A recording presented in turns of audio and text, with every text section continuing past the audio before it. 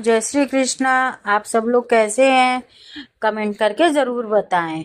क्या आप जानते हैं कि भाद्रपद शुक्ल की एकादशी को भगवान विष्णु करवट बदलते हैं और इस दिन व्रत करने से 1000 अश्वमेध यज्ञ के समान फल मिलता है।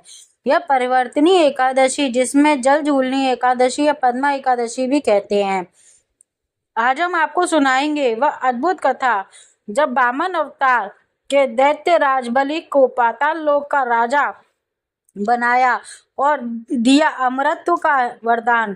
बने रहिए हमारे साथ, क्योंकि इस कथा में आपके जीवन का सुख, शांति और समृद्धि देगी।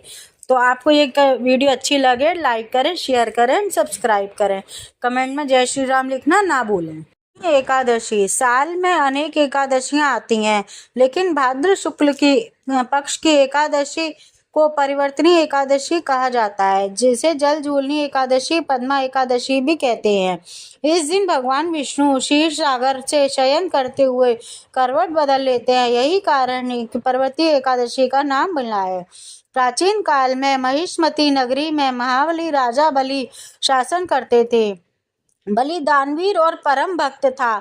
बस इतना पुण्यात्मा और बलशाली था कि वे देवता भी उसके प्रभाव से भयभीत थे।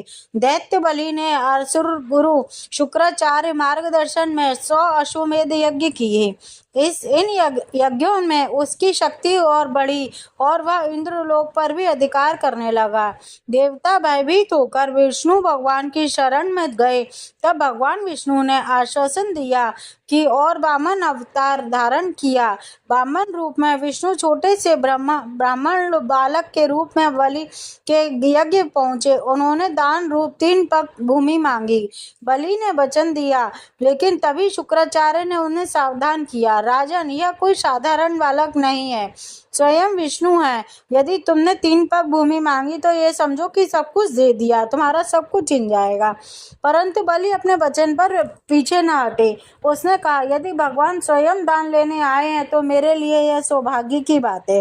वामन का चमत्कार। वामन ने अपने विराट रूप धारण किया।